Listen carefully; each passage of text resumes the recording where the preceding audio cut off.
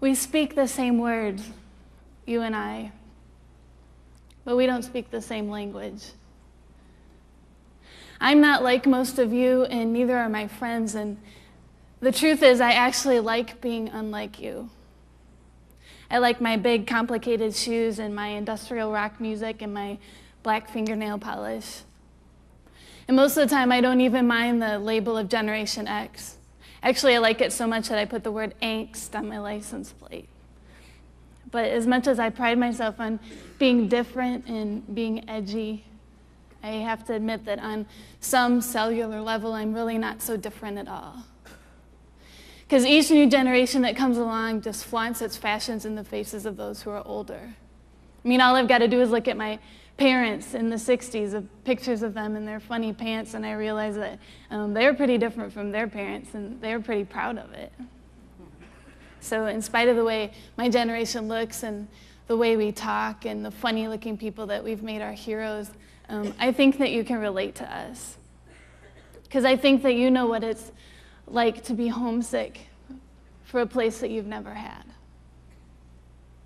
I think you know what it's like to want to be someplace where someone speaks your language, where someone understands who you are and why you are who you are. And I think you know what it's like to spend your entire life searching for this intangible something that can get inside of you and fill the center of your soul. Something that you look for at 2 o'clock in the morning when you've got all these questions and nobody to answer them. But because we're different, the way that we look for answers is very different, even though we might be asking the exact same questions. And it's not so much that us Gen Xers think that we're so mature and enlightened. It's that we're really jaded and cynical. Because in a more literal sense than any generation before us, we've really seen it all. The world we know is really different than the world that you knew when you were 20-something. We grew up to expect that promises would be broken. We're the children of divorce and abandonment and disillusionment.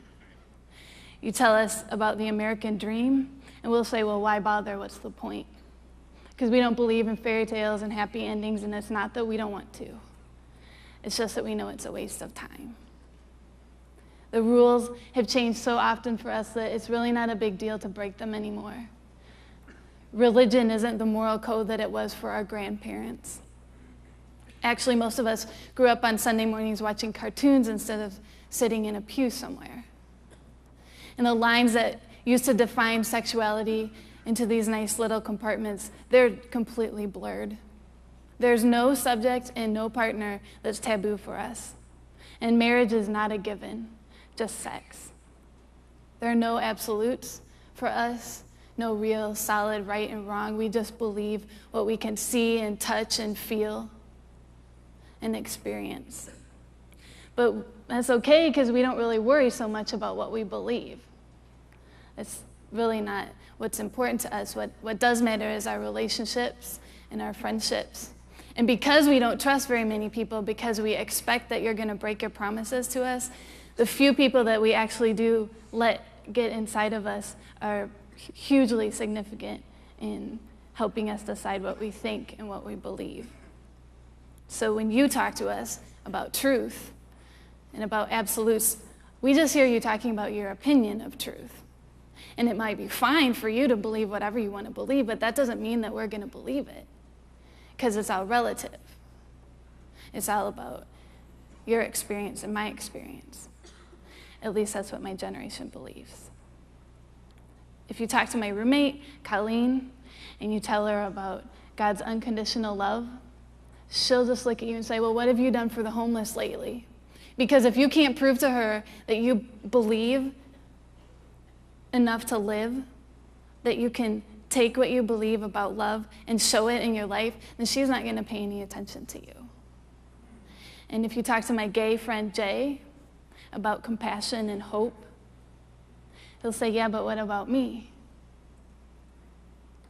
Can you look at me? Can you accept me in spite of the fact that you don't agree with what I do? In spite of the fact that you can't accept my lifestyle, can you still see that I'm a person? And I think that Jay would be a lot more willing to listen to an explanation of biblical truth if he was met with compassion. Talk to my other friend, Jeff, about God, and he'll just be ready for an argument right away. And if you tell him that you found meaning in life because of your relationship with God, he'll really think that you're crazy.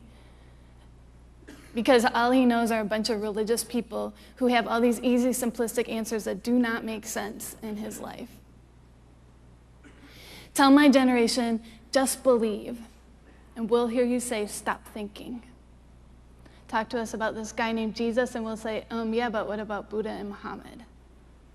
Tell us that you have peace, and we'll just point out all the turmoil. Tell us that church can be a community, and we'll say, well, look at all the cliques. Tell us God is love, and all we see is division. And the whole time you're talking, I'll be waiting for you to finish and listen to me, to see who I am beyond what I look like, and to see that I have a story that makes me who I am and makes me believe and think the things that I do. If you spent some time with me or anybody else from my generation, you'd see that we actually want to believe. As contradicting as that might sound, we really want something real to hang on to. We don't know what truth is, but we know that we want something true. We're just a whole lot better at the seeking than we are at the finding. But in spite of ourselves and our complicated shoes and our overanalyzed theories about life, we need to hear what you have to say. We don't know what we're doing. We don't know where we're going, and we certainly have no idea how to get there. But we realize that you've been where we are. So your experience with this life is important to us. We actually want to hear about it. Because we need to know how you know who Jesus is. And we need to know how you know that the hope that you say that he has is real. We need to know how it works. Just like you needed to know, and the generation before you and the generation before them. You're sitting here today because one day someone listened to you. Someone looked past the way you looked or the differences that they had with you, and they didn't give up on you. And I'm asking for the same thing today. Don't give up on us. Because if you look at my generation, you'll just see a bunch of people searching for an intangible something. But most of us haven't found it yet.